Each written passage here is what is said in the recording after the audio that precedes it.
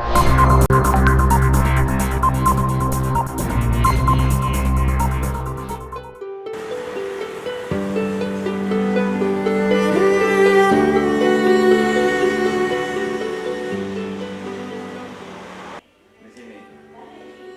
sebenarnya di sini lokasi jatuhnya dirawati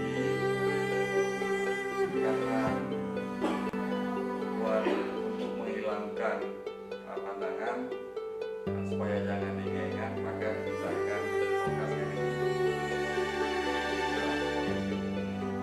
Ini cara kakinya sudah dicuci secara bersih supaya jangan ini badannya di sini.